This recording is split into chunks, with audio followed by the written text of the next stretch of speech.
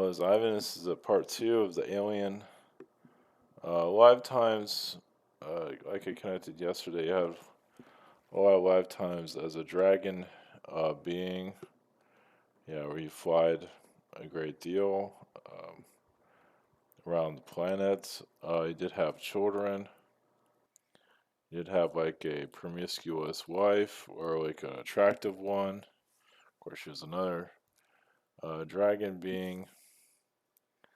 Uh, yeah, it shows like you've been a Palladian energy or Palladian incarnation where you had like laser eyes or eyes that can light up, the room like flashlights.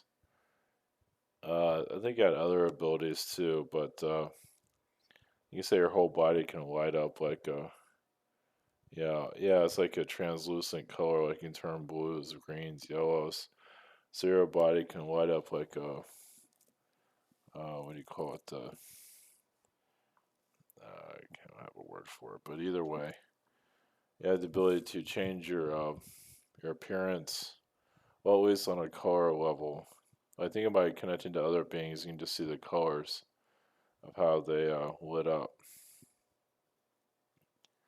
There's there's more dragon incarnations. If you've been, well, you've been a you raised dragons in your previous lifetime, and yeah, like a dragon, kind of like a farm. Always baby dragons. You were raising them. You say it's more like one of your more happier incarnations, actually. It's like Sirius is where it was, and just raising dragon babies. Until the end, you just kind of like a dragon whisperer. You can talk to dragons to a certain level, but you did have a strong telepathic ability with them. Yeah, it just felt very accepted, very homely, very much loved. It was a good incarnation overall. You also had an incarnation, kind of like a retro world.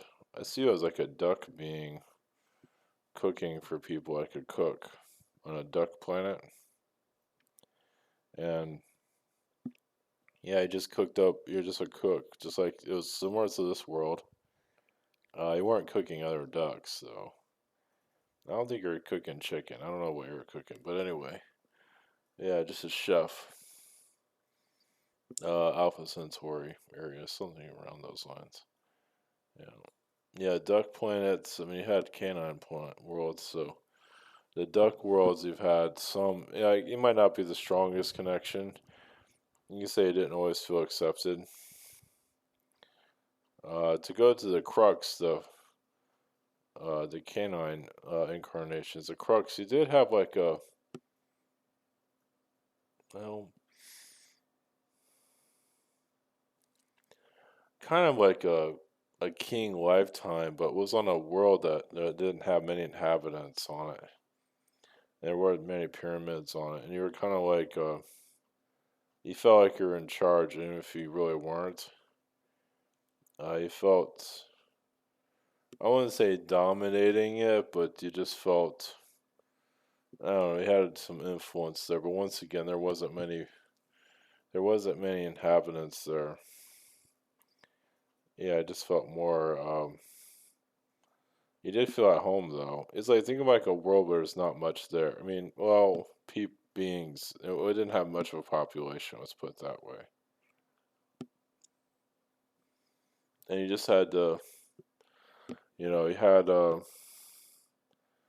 know, an influence. Well, it just was that you had your area where you can do whatever you want. Yeah, yeah, you did have a little girlfriend there. You did have children, but you're kind of like all over the place. Meaning you're just, learning new things. You're just very into like building what you wanted to uh, build overall, just things that you want to create. So you had another thing that you said you had a connection to, yeah, the Roca Rokka. The Avi male. Yeah, so we're going to some of those. So a lot of those are in serious. Yeah, they're kind of like sometimes a prankster type being, not always. They're in usually the higher astral, but there are, you know, they kind of battle and kind of, they do have, sometimes they have battles with anime type beings. Well, just that they're just misunderstood, let's put it that way. Not that they're trying to go and fighting anybody, but they get misunderstood a lot. Their languages don't always make a whole lot of sense. Nobody really understands them, so they're kind of outlaws, you can say, among different star beings. So I would say they're rare. There's not a whole lot of them. I mean, there's a good population of them, but there's still not a huge population. I mean, yeah, there is kind of a few million of them, but of course they have their own universe too. So in this universe, is not that many, but their own universes, there's multiple populations of them. They're just constantly evolving. So it's just, yeah, to just. And you've been like a shopkeeper. You've been an astronaut. You also had the ability to run fast, extremely fast. You're just, yeah, sometimes all over the place. Sometimes you're just constantly doing things. And you had relationships too, but sometimes the relationships couldn't keep up with you because you're just so, you know, just everywhere with what you're doing. So, yeah, just sometimes you're just hard to keep up with. Um, but yeah, you had like, I would say a lot of lifetimes, 1,000 wives. I mean, it's been a lot, but they're not like constant. Like they're not like constant incarnations with them.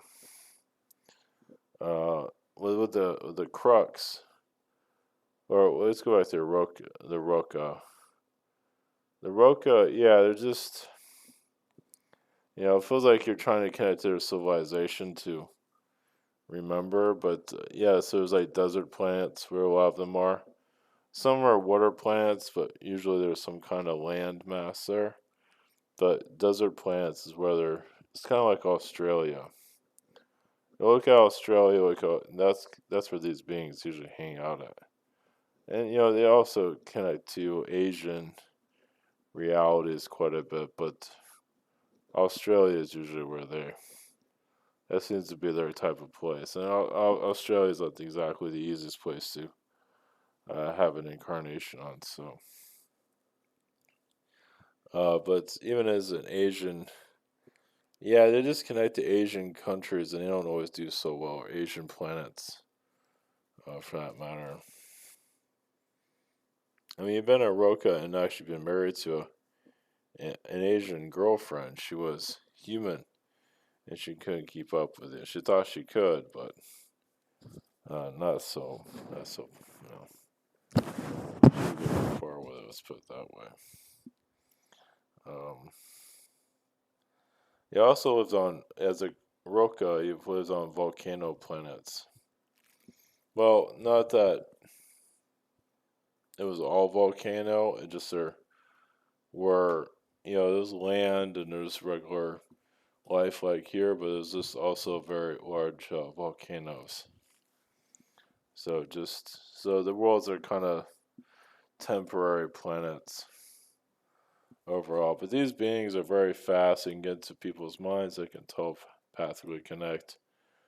Sometimes they're prankster beings, not always. Some of them can be very gentle and kind, but they can get kind of out of control sometimes.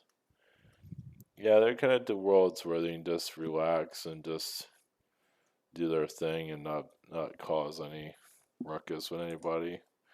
Yeah, worlds where they can just live among each other and just live quiet. So that's a lot of that's in Alpha Centauri also, if I can see.